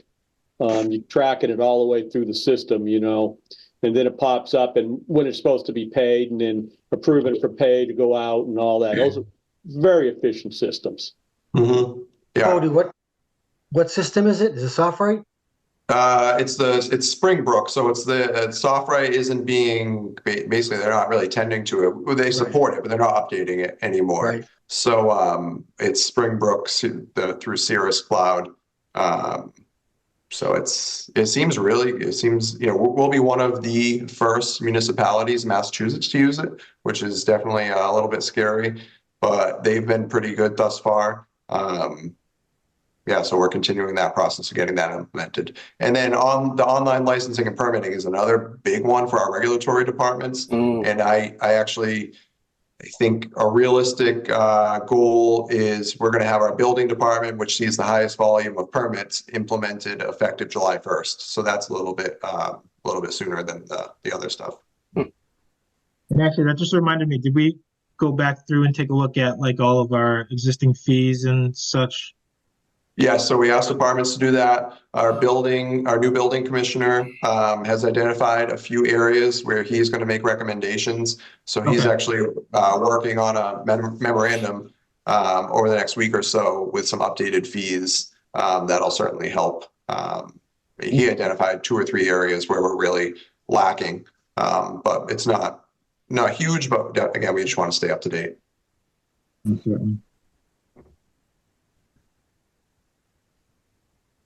Okay, all right, great. Anything else from anyone on the budget topic here? No. All right, so they're hearing none. I guess we'll move along in the agenda here. So next up was the Finance Committee Spring Conference. So that's upcoming on Saturday, April 6th. That's going to be held at the Pine Ridge Country Club in Oxford, and it's from 9 a.m. to 1 p.m. So just wanted to get a sense of who would like to participate in that. And then we'll have to, I guess, I don't know. No, Sandy, were you part of this in the past? I guess, do you know how we registered folks? I guess, did we just drop an email and we registered as a group and then sent along the registration fee, I guess, or do you recall? I was not part of that. I'm not sure how it was done. And I didn't get the information on the conference this time, so. Okay, yeah, so I have the contact lady's name there, so I can reach out to her, I guess, but I think that's how it'll probably work. I can send her an email with the list of participants, and then she'll send us an invoice, I guess, and then we would fund it from there. So there's a nominal cost to attend, which is part of the budgeted within the Finance Committee's budget there. So if a few folks would like to attend, you're certainly available to do so. It sounds like I shared the agenda that they sent over, but it's really largely focused on the Municipal Empowerment Act, and the impacts associated to municipal budgets and such. So that's really going to be the key focus of the discussion. So is anyone interested in attending that from the Finance Committee, or anyone available that wants to attend? And we certainly don't have to send anybody if nobody has the time or energy to attend, but certainly want to float it out there as an opportunity. Todd, I'm interested, but I have to work on a scheduling conflict for that day. So if you give me a week to try to work that out, I can get back to you. Okay, yeah, sure, no rush. Just let me know, EJ, I guess. Anyone else? Cheryl, were you interested? I think you mentioned I'm scheduled to work that day. Oh, okay. Okay. All right. So it sounds like maybe EJ, and folks can let me know, I guess, if you change your mind or if you become available and you want to attend. But EJ, I guess maybe you be the lone participant, I guess, if if you're available. So just let me know, I guess, and we can kind of go from there. We got it. Okay. All right. Thank you. So then moving on the agenda, reserve fund transfers. So there were no requests. I guess, Cindy, are we expecting any in the near future that you know of, I guess, or? I don't know of any at this time. No, okay, at this time, yeah, okay, thank you. All right, so next on the agenda was the committee liaison updates. There was one new addition to the liaisons, which was the appointment of Cheryl to the town accountant interview committee, I guess. Has any update on that, I guess? Has that commenced, or Yeah. when are we? Do we have a new date, Cody? Yeah, I had sent one out.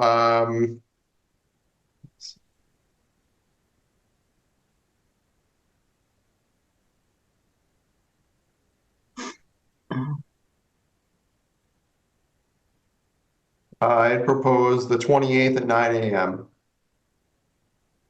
It's what, Thursday?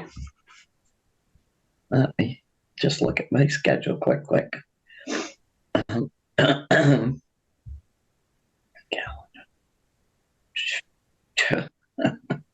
At what time? 9 in the morning? I can Mhm. make that. That's Okay, good. I'll send out the invite. All right, great. And then anything else from anyone? Jim, Frank, any other? I know you guys are working on the bylaws, right? Any movement there or anything material to share? Cody, did we get a draft put together for the MBTA? Oh, the submittal? Yeah. Yep. Okay, so that's done and off and sent on up. I'm hoping to submit it tomorrow. I have everything Okay. together from the consultant, so it should get submitted tomorrow. Unfortunately, initially they were talking 30 days to get a response, and I was in a meeting Thursday or Friday with them. And they're saying sometimes they're waiting as much as 90 days now. Yeah, I had read something about that it was going to be at least 90 to 120 days for a response back from the state regarding that. So Ezra and we got our form filled out and sent off. We're going to send it off tomorrow.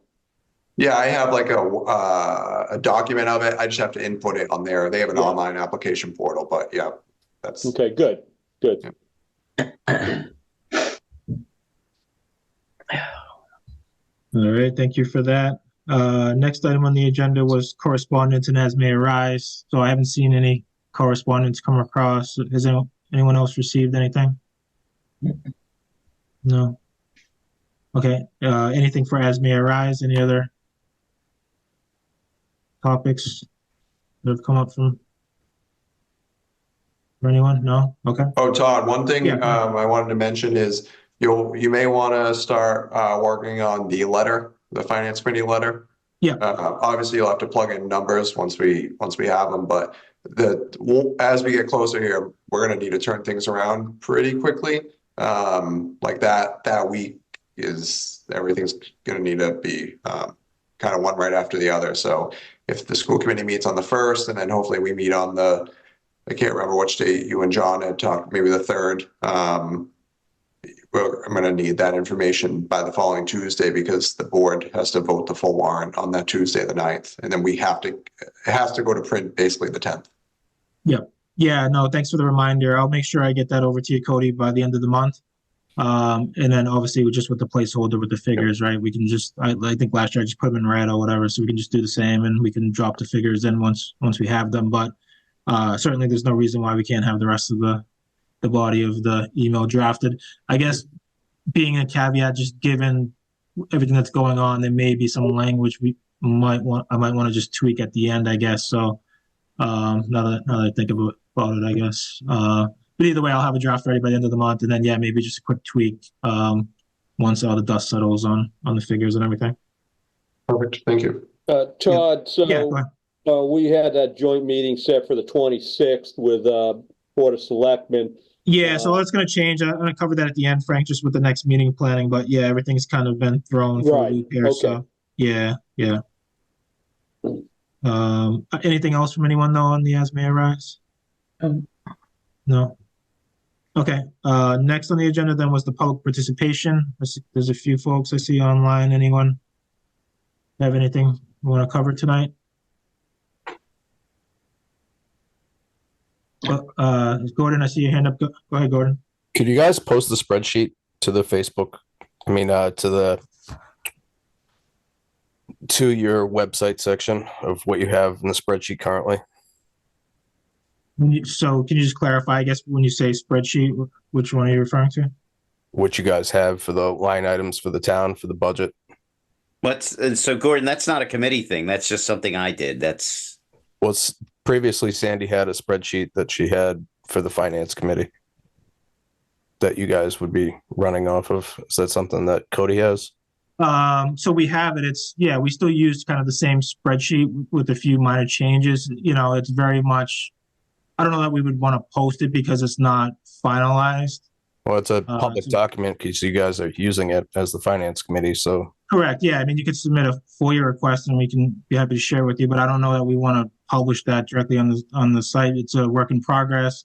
It's very much, in flight. So we wouldn't want to post something out there and somebody, misconstrue what's posted, and it's changing, even some cases day by day, right? As we kind of go through and make some updates. We haven't voted on anything yet. So really it's just a work in progress document. We plan to vote, obviously, once the school budget comes in. So, and then those figures get posted in the warrant, as you know. So I just don't know if there's any added value in posting it, but I guess, Cody, I'd be happy to hear your thoughts, I guess, on.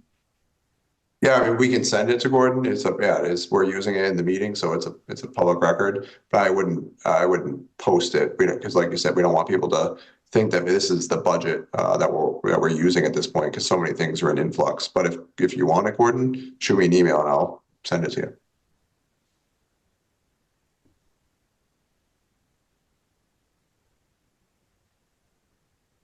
All right. Was that it, Gordon? Was anything else? You still have your hand up there, so I just want to make sure I guess you guys didn't talk about an override at all. Yeah, so the intention is, so we don't know at this point, right, what that's going to look like. Certainly the idea and the goal is to avoid an override at all costs. But, there is a potential that we may need to go that route. We just certainly don't want to go back to the town and ask for, obviously there's a lot of sensitivity on the tax rate, certainly, and we don't want to be going out and trying to increase taxes unless it's absolutely needed. So that's why we were, discussing tonight in great detail, just some variables that, of some levers that we could potentially, pull on. So we want to just make sure we understand all of those and evaluate those very closely and make a very, educated decision in our recommendation with utilizing the override as a, last case scenario. The only reason why I bring it up is because it has to go on the ballot and the town clerk would have to be aware. Yeah. And the other project you guys didn't talk about is the replacement of the water pipes and the fixtures at the elementary school. That should be on your capital plan as well. And they don't have numbers for that either. So yeah, I'm not sure where that stands. I guess we haven't received any capital requests from them, right, Cody? So. No, and speaking with the administration last week, was that last week, Sandy? We met over there.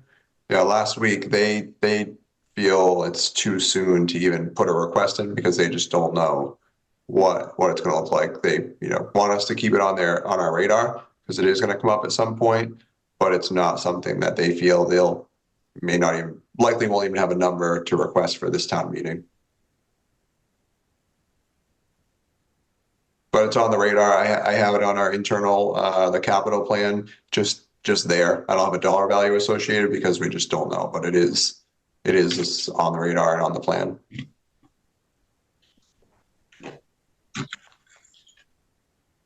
Cody, we're currently providing bottled water there at the school, is that correct? Cool water coolers? Yes, yep. They have filling stations. Right. And we getting any recovery from the government on that, from the federal and state level for that? No. Are we going to approach that method? Because we've been in contact with DEP. Unfortunately, there isn't really the funding out there. What about with the EPA? I'm not sure. I think they've been looking at it. I've tried to, the schools have come to us for assistance, and we've been there to assist them as much as we can. But I haven't been involved in the details of it. I honestly don't have the bandwidth to be involved at that level, the detailed level over there with that.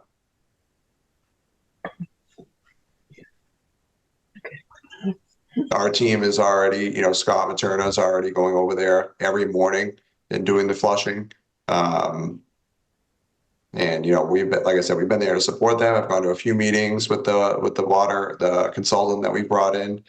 But this is really their project, and we're there to support them in any way we can. But it's a school's project.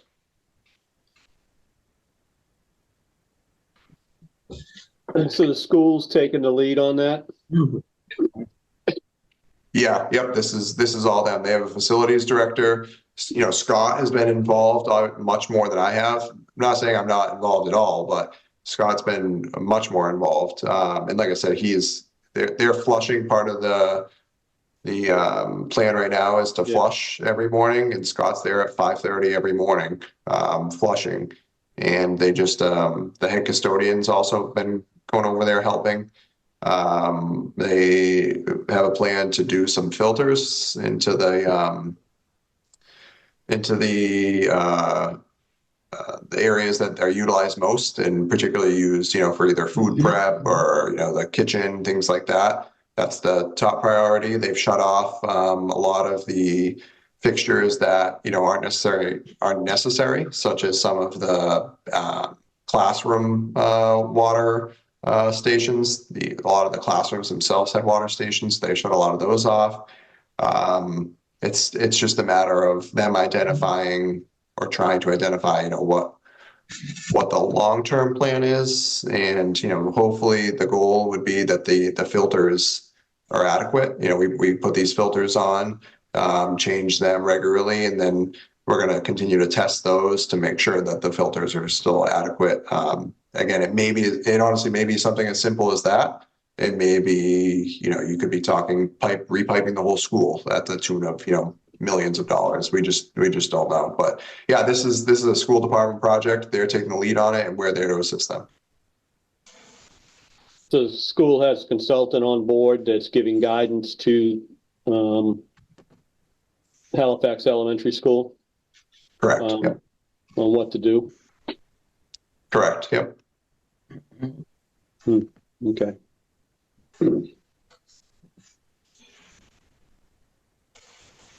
All right. Anything else from anyone for public participation?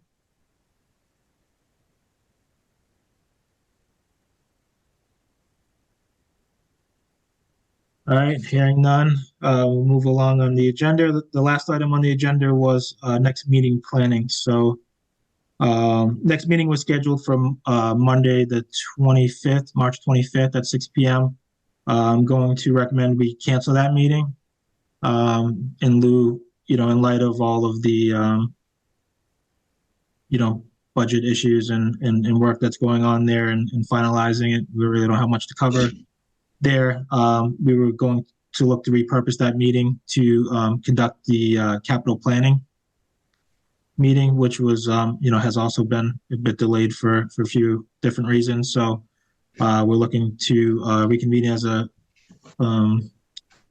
capital planning committee there on the Monday, the 25th. And then the goal would then be to meet on April 1st still, which would be our next regularly scheduled meeting. In that session, I'm not sure what we'll have for topics. I guess we'll have to see what materializes between now and then. Certainly, it sounds like, you know, the school committees will be meeting that day. So we may have some information, but we'll, you know, I think we should just schedule that as a placeholder. Well, it's already kind of scheduled, but, you know, to keep that as an earmark for a planned meeting. And then, you know, our big meeting, I guess, if you will, would be scheduled on Wednesday, April 3rd at 6 p.m. And that would be on site. So this would be a joint session with the Board of Selectmen. And we would be asking the school committee to come in and present the budget. So we, you know, go through that with them, which I'm sure there would be a lot, you know, quite a bit of discussion there. Once we've finalized that portion of the meeting, we would then proceed into the line item review and approval from a finance committee perspective. And then I guess, you know, the Board of Selectmen would probably vote subsequent to our recommendation. And then we would also, I guess, lastly, probably cover in that session the capital planning recommendations and look to get approval on those as well as part of that meeting. I guess, did I miss anything, Cody? Is that really? Yep. That sounds about right. Yeah. Yeah. Okay. Go ahead, Cheryl. No meeting on the 26th. No, yeah, because that was going to be the joint meeting with the selectmen, so that will now be the April 3rd. Yeah. Okay. Yeah. Okay. is it, so I guess, so that's our proposed dates, right? I guess, so does anyone have any concerns with meeting with the selectmen on April 3rd on site at 6 p.m.? No. I'm good. Yeah, I'm good. Cheryl, that work for you with your It's a Wednesday. Yeah. yeah, it's a Wednesday. Yeah. Yeah. Okay. Michael, Jim, EJ, that's all good. All good. Okay. So yeah, it'll be our most important meeting of the year, certainly, right? And also, I would expect it to be, unfortunately quite long as well. So I would definitely prepare for that as well. It's a lot to cram into one session. But we're really down to the wire, so our hands are kind of tied there. So it's not ideal. Hopefully, once we get through this year, we can have some discussions and continue to work with the school, to make things flow a little bit better. But this year has certainly been a challenge. So, all right, so that's the plan. So next meeting will be April 1st on Monday, our regularly scheduled finance committee meeting at 6 p.m. Some of the agenda items to be determined between now and then. So we'll share a preliminary agenda ahead of the meeting. If folks have anything they want to add, I guess if any other topics come up, certainly send it over to me as well. We can on that meeting on April 1st, what we could plan to do as well is to just revisit some of the budgets, and certainly I think we'd probably look to get some additional recommendations or updates, I should say updates to Cody's recommendations on the budgets. But if there's any particular areas that folks kind of want to review during that session, then I think that would be a good opportunity to do so, because it is our last group meeting, if you will, before we jump into the joint session where we'll look to actually finalize our recommendations. So which some of it may change, I guess, once the budget is kind of finalized, right? That might have an effect on the budget. So that Wednesday meeting will be probably a bit of a working session as well. So, all right. Any other thoughts, questions, concerns? Yeah, if anyone has any questions on the budget in the meantime, you feel free to reach out to me. More than happy to talk through anything or meet with anyone or whatever works. And I guess, Cody, on those. Sorry, go Frank. Cody, if you get the school budget early, maybe shoot that out. I will shoot it out as soon as I get it, although I wouldn't plan on getting it too early. Yeah, that's not. Sorry, I was just going to ask, I guess, Cody, so when you have the figures for those other two requests that we had, I guess, you just share those via email, I guess, we have those numbers. Yeah, okay, awesome. Absolutely. Appreciate it. I'll work on those this week. Okay, yeah, thank you. Katie, I see your hand up. Did you have an item? Yeah, I just want to get clarification on one thing, the water situation at HES. Is that money coming out of the HES budget or out of the town's budget? And at what point would it be considered a capital expense? It is coming out of the HES budget. And we would have to have a project for it to be a capital expense, not just an ongoing operational cost. Okay. So in the meantime, that's hitting our bottom line. Mm-hmm. Okay. Thank you. All right. Would somebody like to make a motion to adjourn? So moved. Thank you, Michael. Is there a second? Thank you, Bill. Roll call vote. Frank? Yes to adjourn, please. Cheryl? Yes. Jim? Yes. EJ? Yes. Bill? Yes. Michael? Yes. And I am a yes as well. Motion carries 7-0. Meeting is adjourned at 7:59. Thank you, everyone. Good night. Good night, everybody. Good night, everybody. Good night.